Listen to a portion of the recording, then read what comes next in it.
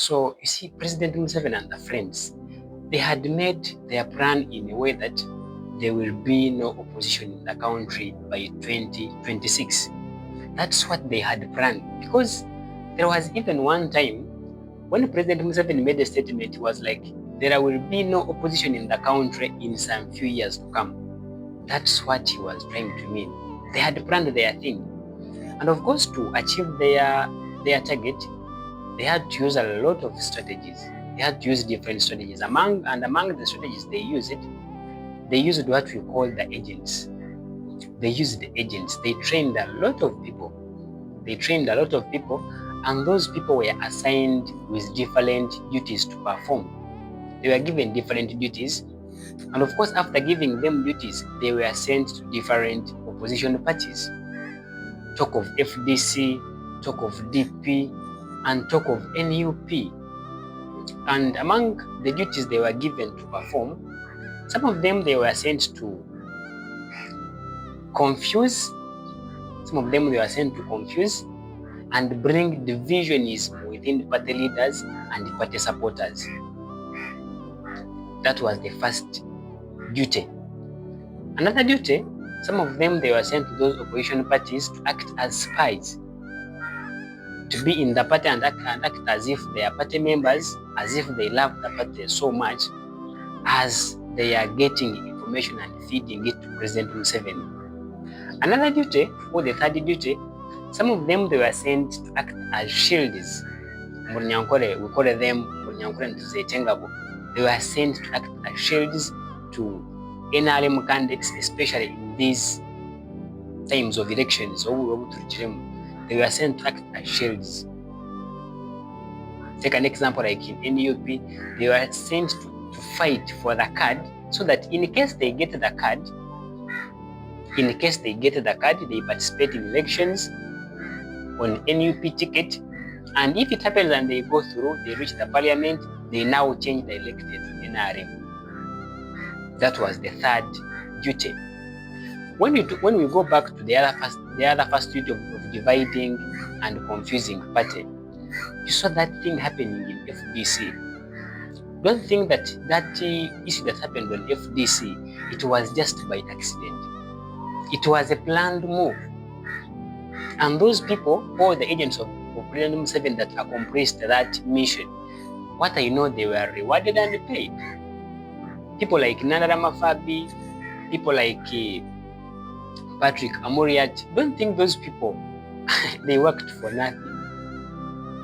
They were on duty and they accomplished their mission. People like Mbaraka Munyagwa, who is to pretend to be among the ardent supporters of FDC. You saw what he did, the decision he made after the divisionism that happened in FDC. You saw him leaving and starting his own party, meaning he was there for the mission.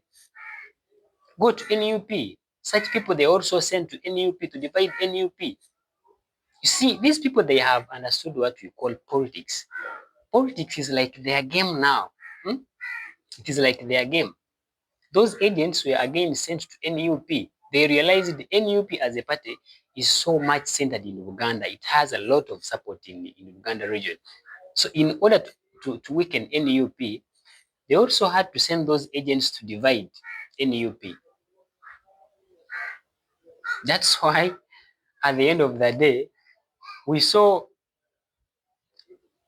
NUP being divided into two. We have those people that believe in our president Robert Kyagulanyi Ssentamu, and we have that smaller group that believe in Dr. Obed Bwanika and Mpuga.